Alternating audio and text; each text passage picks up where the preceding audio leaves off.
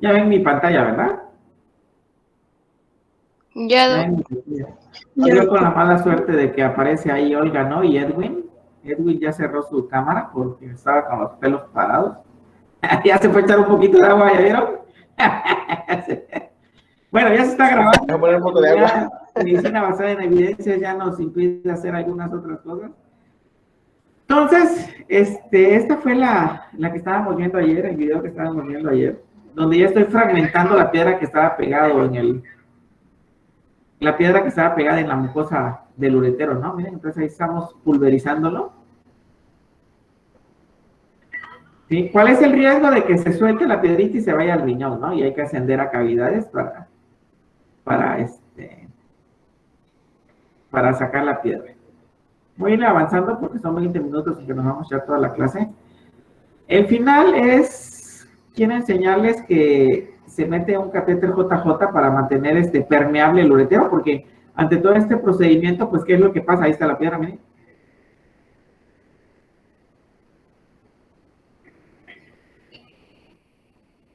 Entonces ya vieron cómo se van haciendo los hoyitos donde se va fragmentando la piedra.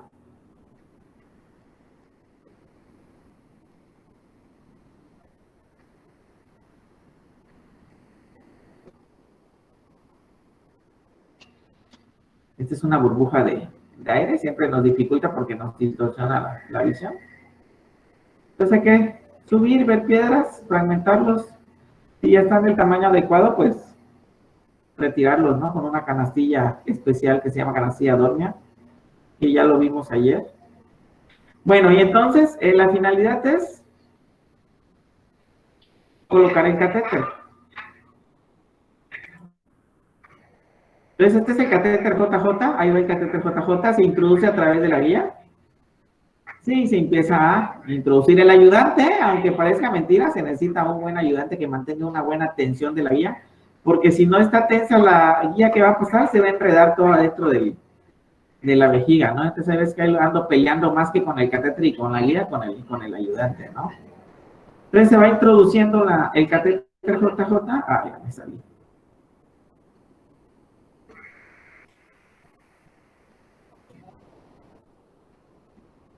Sí, se va introduciendo el catéter. Posteriormente, pues como no puedo meter el dedo, se introduce un empujador, que es ese color rojo, el empujador para empujar el catéter.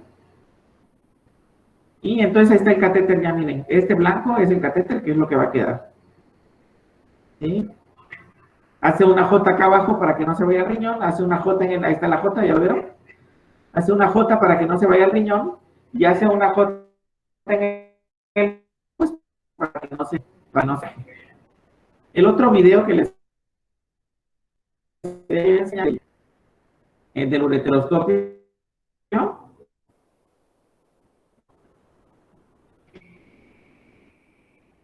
entonces este es el ureteroscopio, miren, el flexible.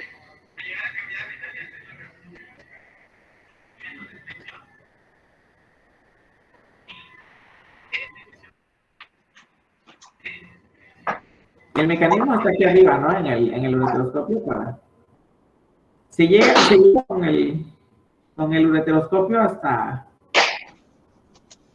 cavidades renales, y estando en cavidades se realiza la revisión endoscópica. ¿Tienen alguna pregunta hasta acá, jóvenes? ¿Qué tema es el que sigue? Déjenme checo el temario.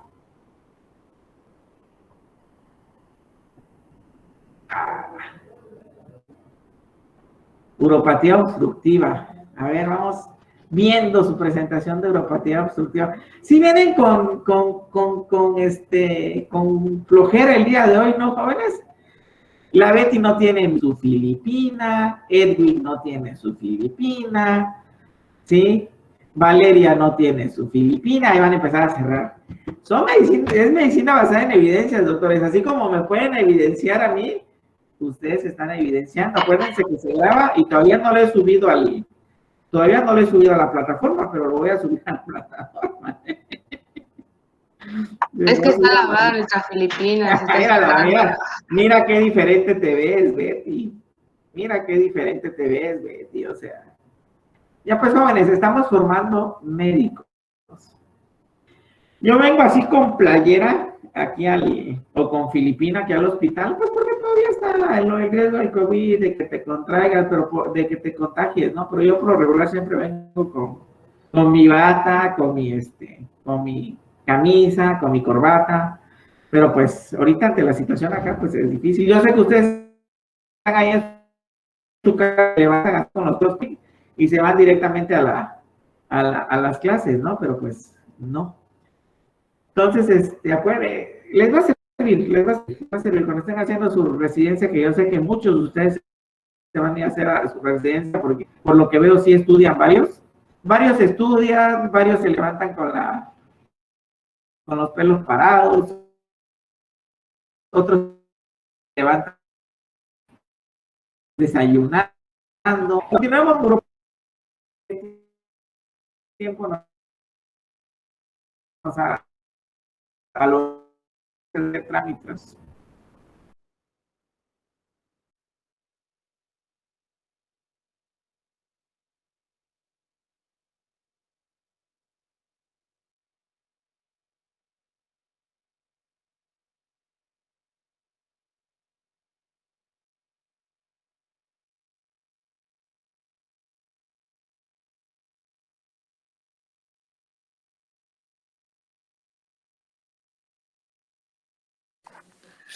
Ahorita, Doc, denos tantito chance.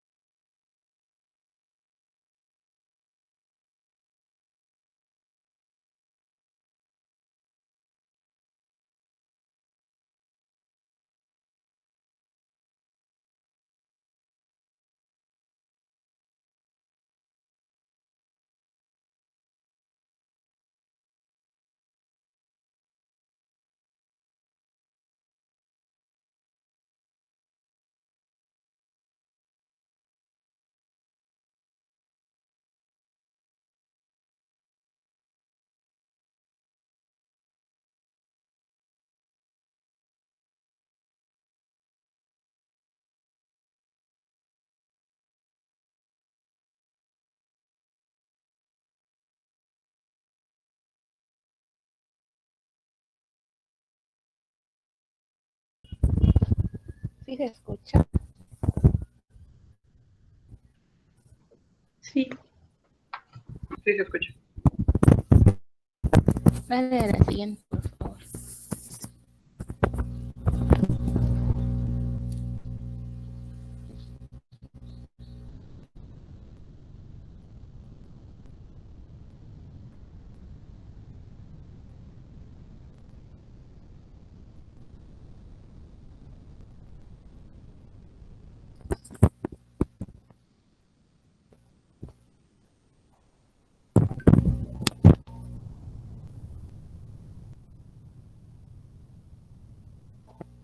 Bueno, también es una obstrucción urinaria.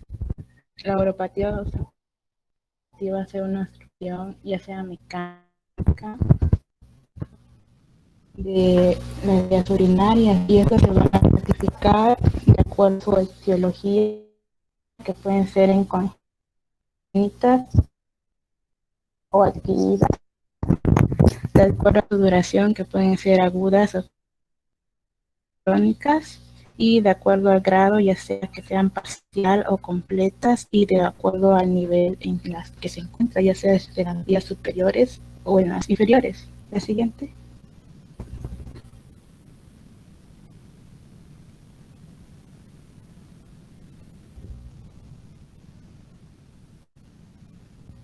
Ya cambió. De acuerdo a la etiología congénita, nos dice que ya cambió. De acuerdo a la etiología congénita, nos menciona que las anomalías congénitas de las urinarias van a ser más frecuentes que cualquier otro sistema de órganos, y en esta vamos a encontrar que las más frecuentes son ya sea estrechamientos en el meato externo, una uretra lateral, las válvulas ureterales posteriores, los uréteres ectópicos, un ureterocele, las uniones ureterovesicales, ureteropélvicas. La siguiente.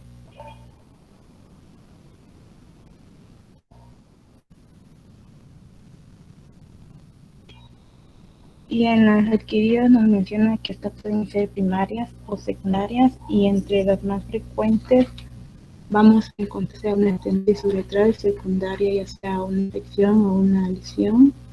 También podemos encontrar lo que es un tumor vesical, un cálculo uretral, ya sea compresión de los uréteres, una hiperplasia prostática o ya sea un cáncer, y también una fibrosis retroperitoneal. Esas serían las frecuentes. La siguiente.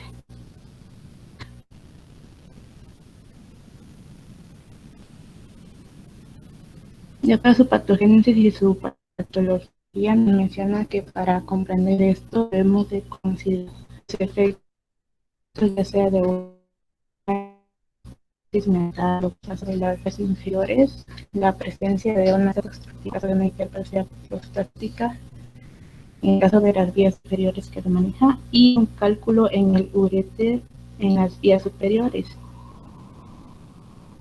La siguiente.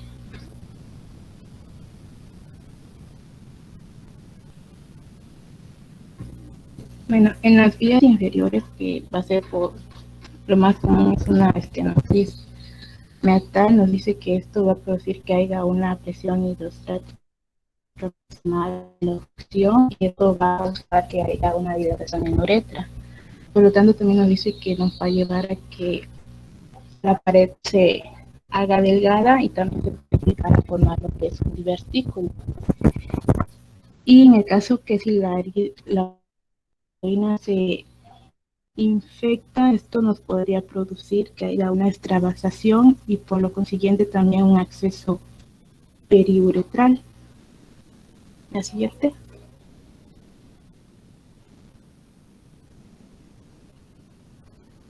Bueno, y en el caso de las vías medias, lo que es en la vejiga, nos menciona el caso de una hiperplasia prostática, que este va a tener dos etapas. Una etapa de compensación, que esto nos menciona que para equilibrar lo que es la crecida resistencia a la expulsión de orina, va a haber una hipertrofia de lo que es la musculatura de la vejiga, para así poder llevar a cabo lo que es el vaciado de orina. Y esto a la vez nos va a provocar que también haya una trabeculación de la pared vesical, debido a lo que esta misma hipertrofia causa de la musculatura de la vejiga.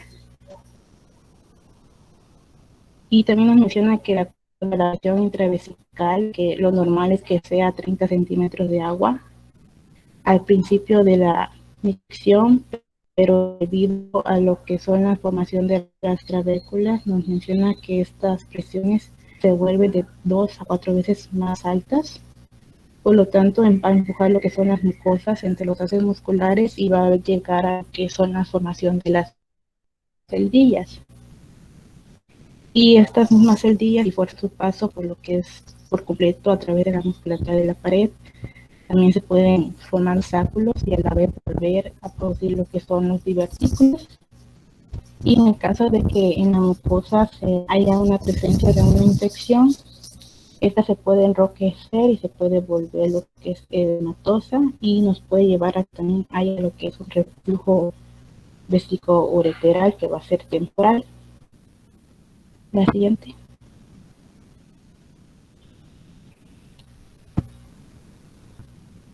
Y ya en la etapa de descompensación menciona que frente a la obstrucción que es de manera progresiva del conducto excretor, se puede agravar ya sea por una infección prostática, ya sea por un edema o por congestión, y es en este momento donde va a ocurrir lo que es la descompensación.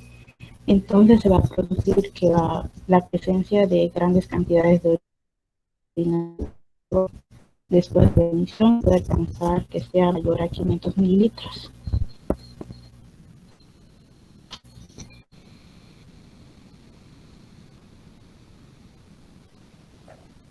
Bueno, ahora vamos a pasar con la parte de vías superiores. ¿Le puedes dar a la siguiente, por favor, Alex? Bueno, en las etapas tempranas de la obstrucción, bueno, vamos a empezar con el uréter. En las etapas tempranas de la obstrucción, la presión intravesical, pues, va a ser normal. Cuando va a ser normal cuando la vejiga se llena. Esta presión solo va a aumentar durante la micción. Entonces, esta presión no se va a transmitir hacia los uréteres y a la pelvis renal gracias al trígono vesical, que pues va a como que a impedir, va a tener como una función de válvula, digamos, que va a impedir que esa presión intravesical haga que la orina pues, suba, vaya, ¿no? Pero pues, debido a que va a existir una hipertrofia del trígono, bueno, Yomara explicó la parte de trabeculación de la pared vesical, ahí pues el trígono va a tener una hipertrofia, va a haber un aumento de la resistencia del flujo sanguíneo desde el uréter terminal hacia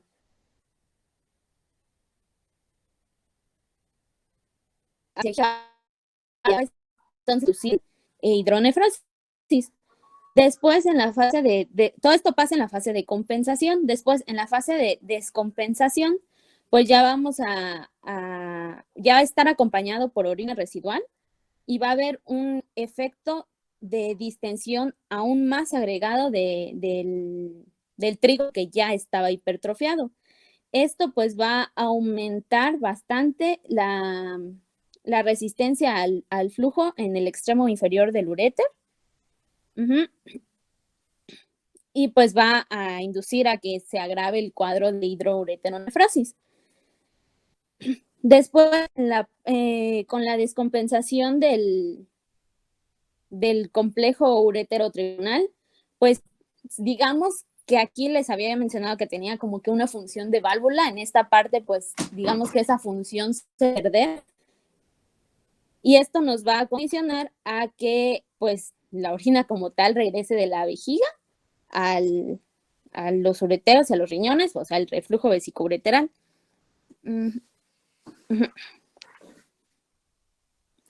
Bueno, esto de manera sencilla, la presión que se ejerce hacia atrás, hacia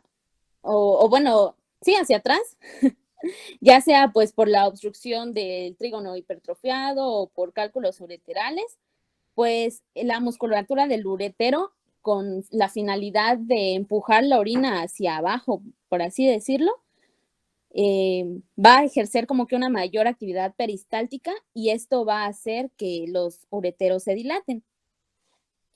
De hecho, pues en la figura, en el riñoncito en medio, se puede ver el uretero engrosado y esto ya en ocasiones más avanzadas tanta dilatación, por así decirlo, puede que el uretero se, se haga tortuoso.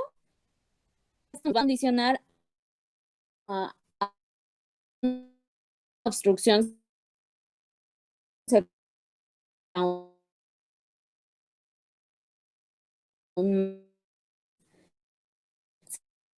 se pueden las bandas de tejido van a tener obstrucción, ¿cómo se dice? No regresa la y si pues el uretero y lo que puedes ¿le puedes dar la siguiente? Bueno, eso ya lo expliqué. La siguiente, por favor. Bueno, en la parte de los riñones, aquí es muy importante que sepan que la presión dentro de la pelvis renal en condiciones normales pues suele ser cercana a cero.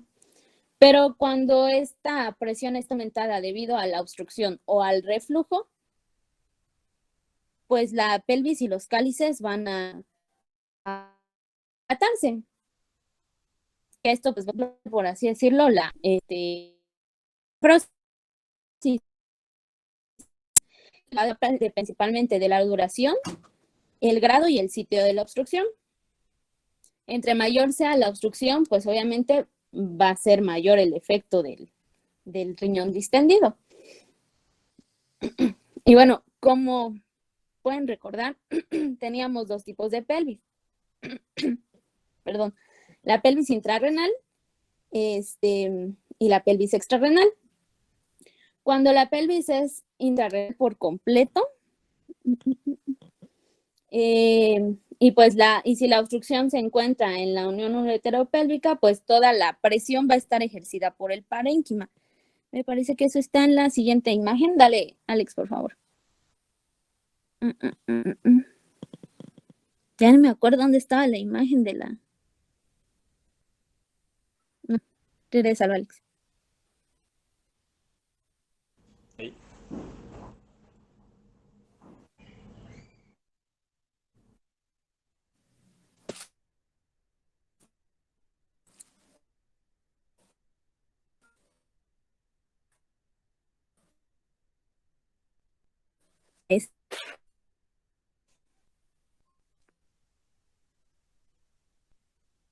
Inventé, no me acuerdo de mí. Pero nos había visto una... Ah, es esa, Alex.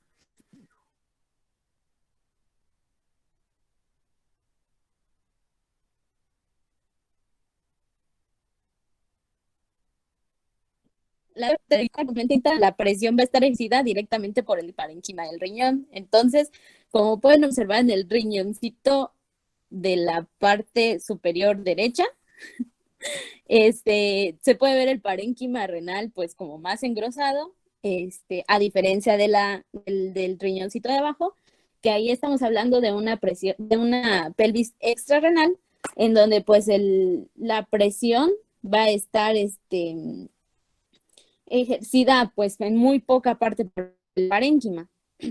Si se dan cuenta, pues aquí en este caso, en el segundo riñón, la pelvis va a estar más dilatada porque pues va a estar incrustada en grasa, entonces va a ser como que más fácil que se distienda, a diferencia de la presión de la pelvis intrarrenal, que pues se le va a dificultar más pues distenderse, y pues por eso mismo el parénquima es quien va a tener la mayor presión. Dale ya a la siguiente, Alex, por favor. Ajá, bueno, ahí, bueno, en etapas tempranas, pues la musculatura de la pelvis pues va a desarrollar una hipertrofia compensatoria con el fin de forzar a la orina para que pues pase a la obstrucción, pero pues posteriormente, en la fase de descompensación, pues el músculo se va a distender y se va a volver atónico, perdón. Pues esta progresión de esta atrofia hidronefrótica, pues se va a dar primero en se va a observar primero en los cálices. Estos, cuando comienza, por así decirlo, la hidronefrosis, pues los cálices se van los fondos de los cálices se van a volver romos y redondeados. Se alcanzan a ver en la figura de la parte superior izquierda. Sí, ahí. Ajá. Ahí, pues, obviamente en los cálices de los riñones se alcanza a ver que se vuelven romos y redondeados. Pero, pues, después, cuando existe una persistencia del aumento de la presión intrapélvica, pues, la papila, pues, se va a aplanar y se va a volver convexa. Y, como se ve en la figura de abajo,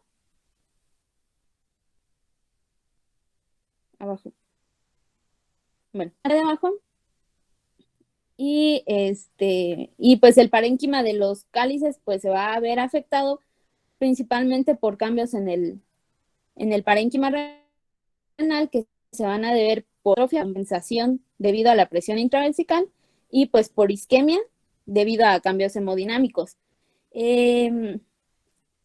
Esta atrofia isquémica va a estar causada principalmente por la naturaleza de la irrigación sanguínea del riñón. Como recordaremos, pues las arterias las arteriolas son arterias terminales en donde se va a encontrar pues la isquemia más marcada, ya que pues son como las áreas más alejadas de las arterias interlobulillares. Y pues a medida que la presión va a aumentar hacia atrás, pues la hidronefrosis va a avanzar y las células que están más cercanas a las arterias principales pues van a mostrar mayor resistencia. También va a existir un aumento de la presión transmitida hacia los túbulos, y estos pues se van a dilatar y se van a atrofiar de igual manera por isquemia. Aquí nos mencionaba el libro que en algunas ocasiones vamos a encontrar pues pocos casos de pelvis y cálices renales dilatados, pero pues en algunas ocasiones se van a deber a causas congénitas, por naturales, o sea, que normalmente como que ninguna, pero un caso como muy raro. Dale, la siguiente, Alex, por favor.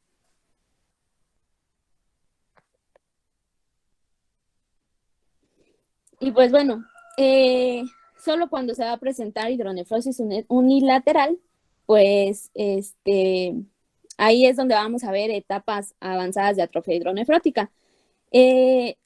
Esto, pues se dice que con el tiempo el riñón pues se va a destruir por completo y va a tomar una forma de un saco, como que con una pared delgada que solo va a estar llena de líquido, que es el riñón que se ve en la figura de la parte inferior. Puede ser raro, porque el riñón, a diferencia de otros tipos de secretas, se dejan de secretar y se atrofian. En el riñón puede ser diferente. A pesar de que va a estar obstruido, pues va a seguir produciendo orina, por así decirlo. Pues va a deber a que, digamos que en la pelvis, cuando está pues la presión aumentada, va a activarse un mecanismo, ¿sí? Un mecanismo de seguridad que va a hacer que esta orina que está acumulada a este nivel se vaya hacia el parénquima renal, lo que va a hacer que disminuya la presión de la pelvis y pues así pues siga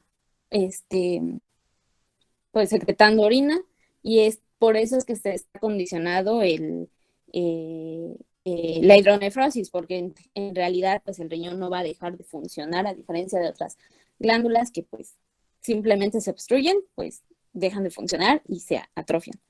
Por eso es que se da principalmente este mecanismo de hidronefrosis. Y pues es importante aclararles que cuando la obstrucción se da de manera unilateral, el trabajo, por así decirlo, que ejercía el riñón que está obstruido, va a tener un mecanismo compensatorio en el otro riñón y pues también lo vamos a encontrar agrandado, pero principalmente porque está como que agarrando la chamba del otro riñoncito.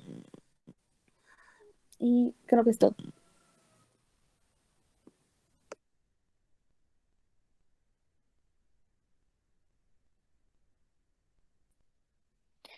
Bien, ahora vamos a hablar sobre la explicación fisiológica de los síntomas de la obstrucción del cuello vesical.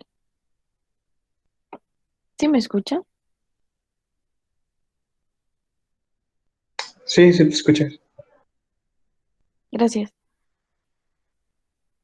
Para empezar, nos menciona que aquí se ha propuesto lo que son hipótesis para lo que es explicar el prostatismo, que va a ocurrir pues con la obstrucción vesical progresiva. Aquí nos menciona un ejemplo que la vejiga va a ser como el corazón,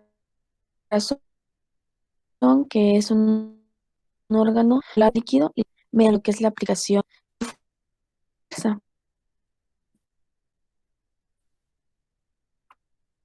Esta reacción al lo que se venido viendo eh, de final de cuentas de descompensación. Por ejemplo, la orina, aquí abrir el color. Esta presión intravesical va de agua.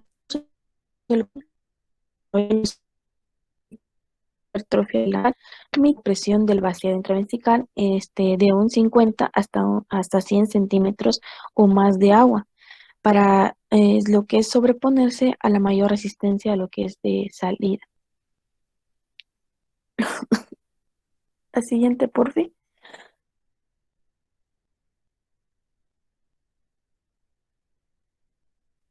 Hablando ya de lo que es la fase de compensación, perdón, va a tener dos etapas, la etapa de irritabilidad y la etapa de compensación.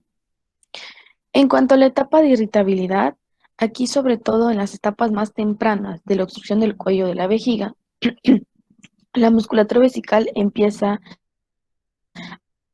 a hipertrofiarse y en cuanto a su final, porque aquí lo que hace es mantener el equilibrio entre la potencia preespinal de la vejiga y la orina y la resistencia uretral.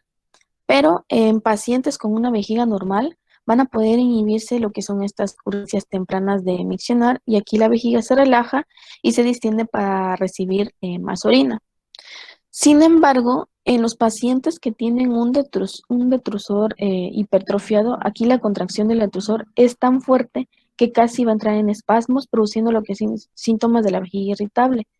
Por lo tanto, estos síntomas más tempranos de la obstrucción del cuello vesical son lo que es tenesmo vesical, que a un punto de incontinencia, poliaquiuria, tanto como nocturnas.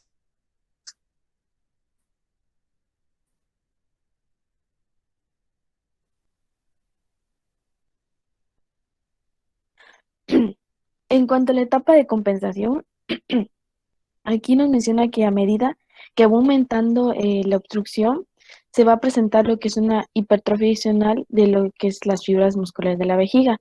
¿Para qué? Para que se mantenga lo que es la potencia para vaciar la vejiga por completo.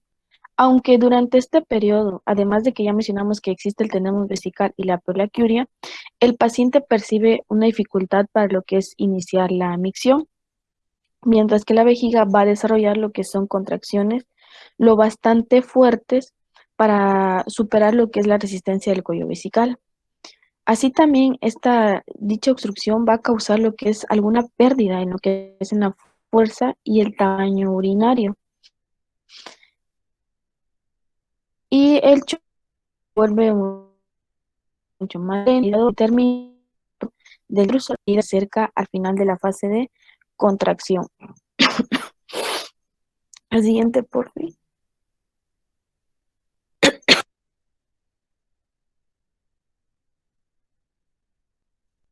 En cuanto a la fase de descompensación, igual aquí tenemos la descompensación aguda y la descompensación crónica.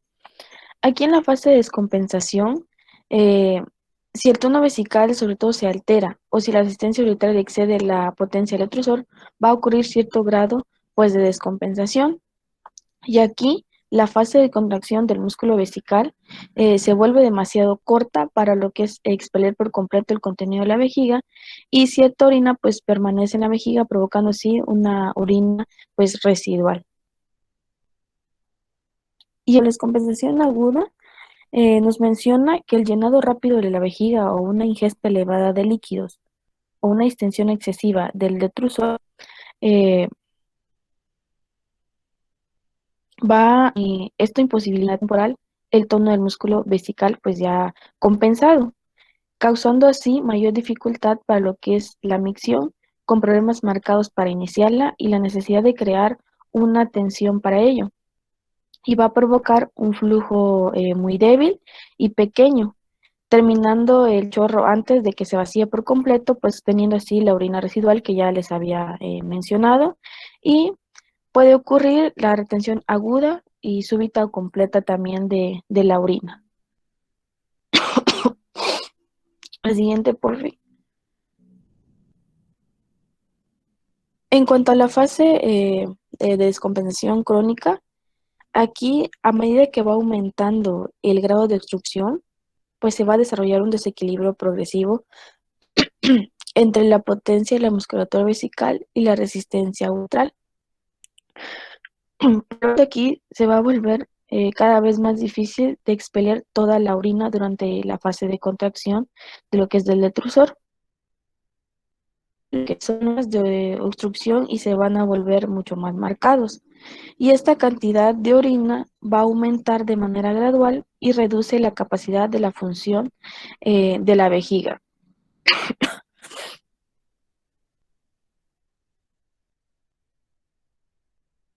La siguiente, por fin.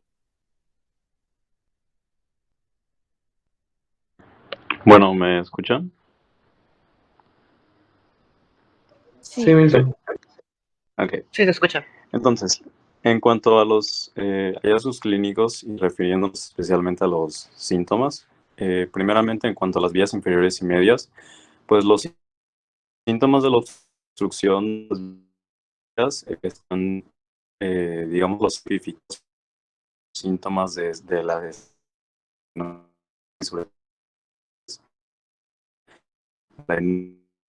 enigma de la dificultad para iniciar la micción, una menor fuerza y tamaño del flujo y goteo terminal. Bueno, ahí no se ve porque está sobrepuesto, pero es porque fue animación. No sé si puedes mover el cuadro, por favor, para que se vean las letras de abajo.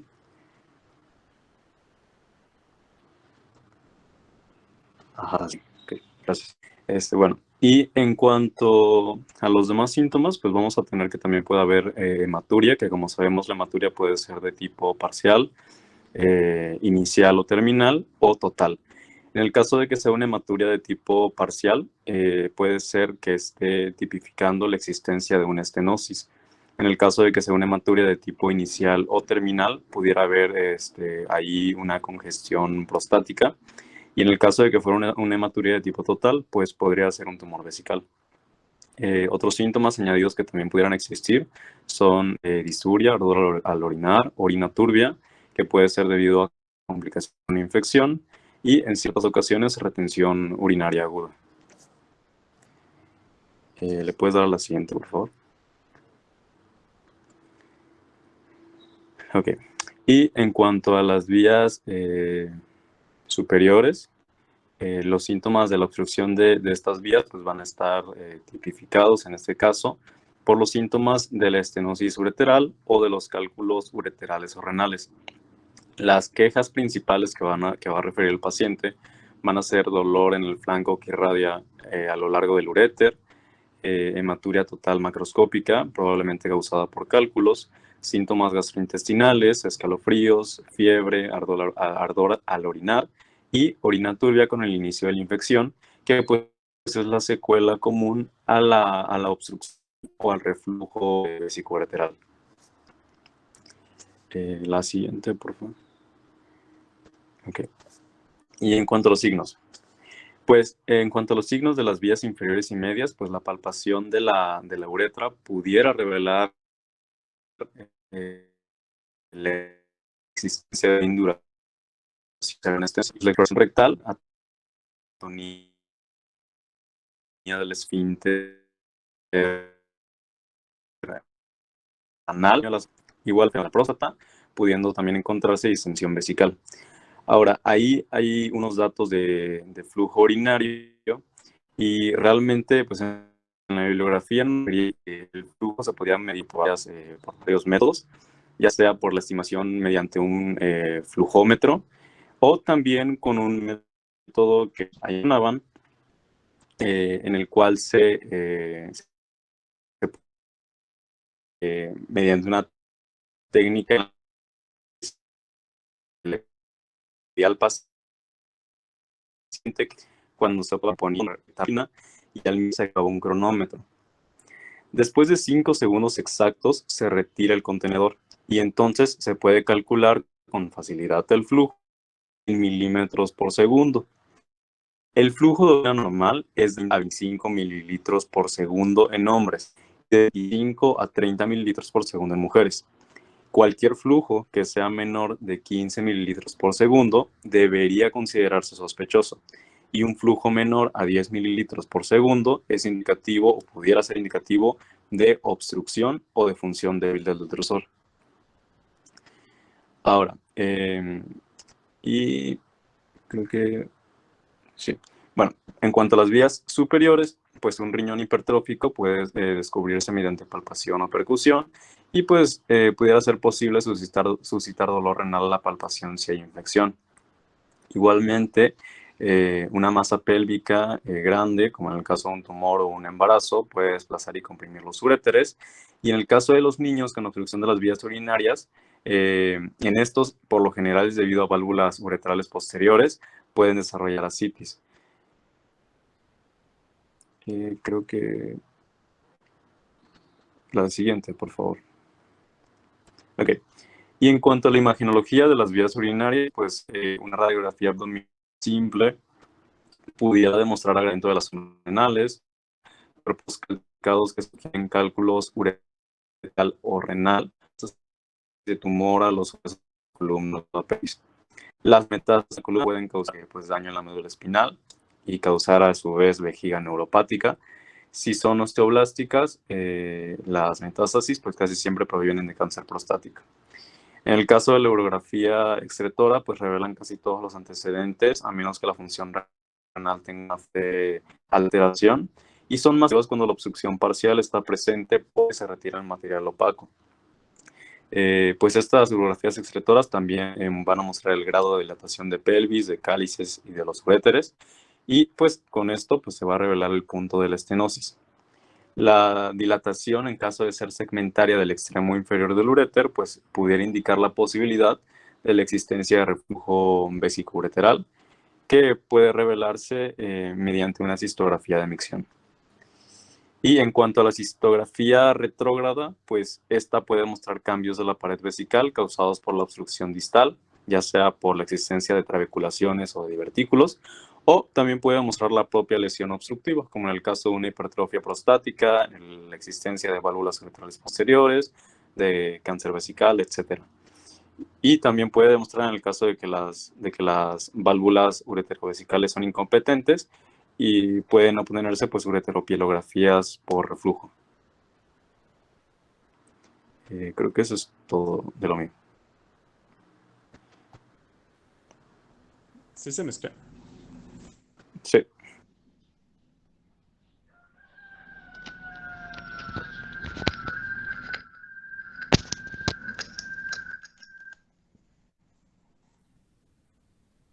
Bueno, bueno, continuando con la parte de la diagnóstico por... Ahorita es que tengo problemas con mi audio.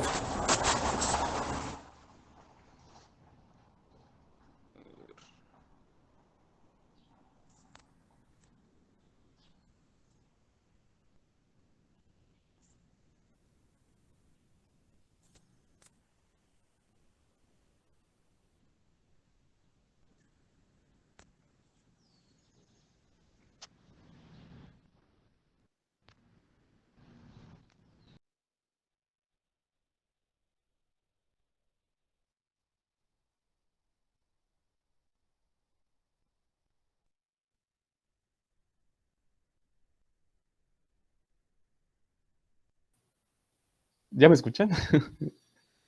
Sí, Alex. Ya todo bien. Ya, Sí, perdón. Sí se ve la imagen. Sí, Pi. Sí, sí, sí, se ve. Bueno.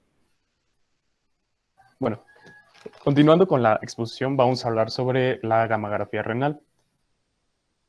La gamografía renal, también conocida como renografía nuclear, y esta va a ser una prueba de diagnóstico médico que va a utilizar una inyección de sustancias marcadas con un isótopo radioactivo, el cual va a tener una mayor afinidad por quedarse en un cierto tipo de estructuras.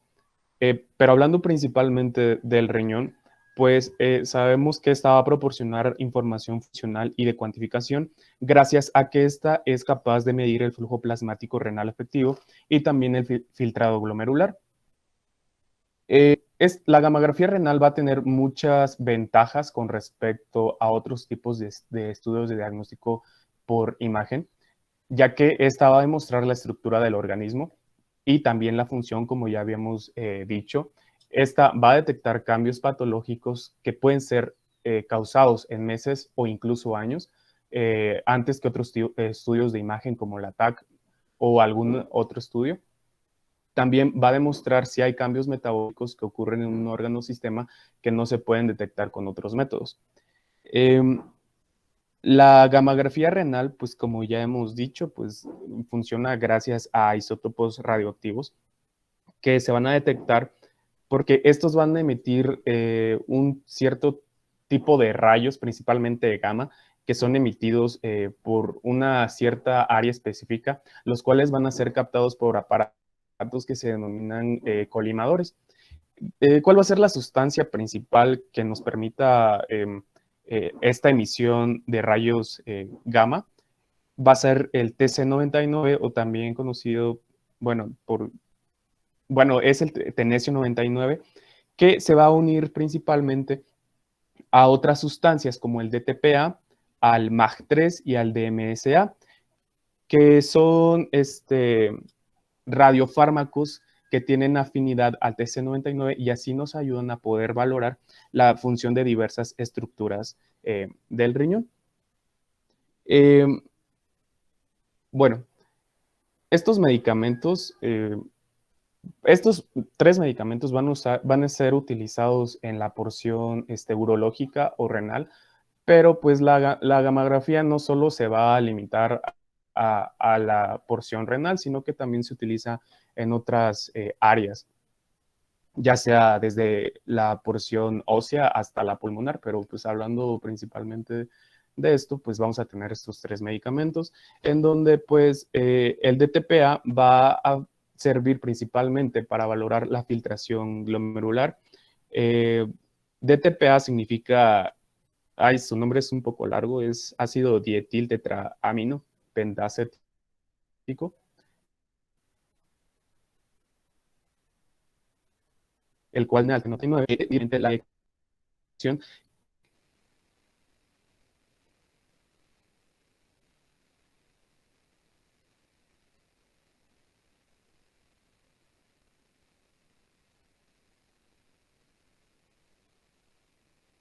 es un poco más afín.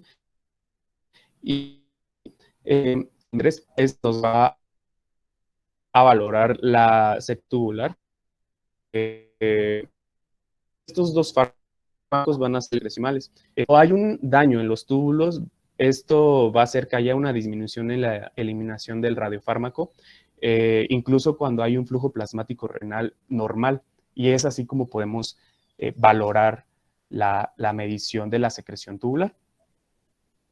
Ahora, el TC99-DMSA, que es ácido dimecaptosubcínico, este tipo de fármaco es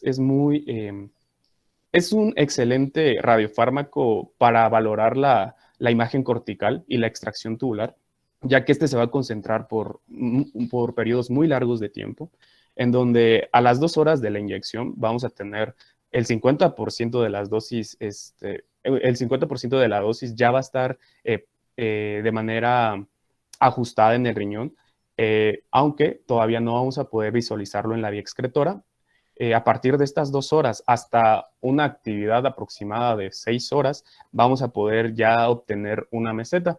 Esto de la meseta es importante ya que gracias a una cierta tipificación con gráficas es como vamos a poder valorar el funcionamiento renal, y es ahí donde también valorar la presencia de obstrucción. La mamografía renal con un diurético, principalmente la furosemida. Después de 20 minutos de la administración del radiofármaco con el diurético, pues se va a inducir la diuresis, lo que va a ayudar a una valoración para tipificar en una gráfica la curva de desecho. Y para valorar principalmente la recuperación funcional, se va a utilizar el radiofármaco de MSA, que es el principal. ¿Sí se me escucha? Sí, Alex, sí se escucha. Sí. Bueno. Vamos a tener otro cierto tipo de técnicas que nos van a ayudar a valorar estructuras, que nos van a ayudar a valorar si llegara a cursar una obstrucción, como es el uso de sondas en la exploración instrumental, en donde pues estas, a pesar de su simplicidad, pues nos van a ayudar a valorar si hay estenosis o tumores, también si hay espasmos del esfínter externo, hipertrofia de la próstata, cistocele y vejiga neurogénica. Aunque también es importante mencionar que pudieran haber algunas complicaciones que nos van a orientar en el diagnóstico, en donde pues si tenemos estancamiento de orina, esta se va a extender por todo el aparato urinario y pudiera causar una infección que ya de por sí va a ser difícil de tratar, y en ocasiones, aunque se haya eliminado la obstrucción, lo que nos va a quedar pues va a ser la infección. También es importante mencionar que los organismos invasores, principalmente aquellos que son desdobladores de urea, como proteus o estafilococos, son algunos de los organismos importantes en las infecciones. La formación de cálculos, principalmente hablando con la orina alcalina, en donde pues ya sabemos que las sales de calcio se van a precipitar y van a formar cálculos en la vejiga o también en el riñón con una mayor facilidad. Si hay un daño de los riñones, pues esto nos va a dar una insuficiencia renal. Y como último dato, pues pudiera haber una complicación denominada como nefrosis, que es la etapa final de el riñón ya está infectado y también ya pudiera estar obstruido. No necesariamente excluido, ¿no? Acuérdense que pionefrosis lo vimos cuando vimos infecciones en vías urinarias altas, y no necesariamente tiene que estar excluido, pero sí ya va a haber un daño en la función del riñón. Lo vamos a dejar hasta ahí, jóvenes. Yo creo que probablemente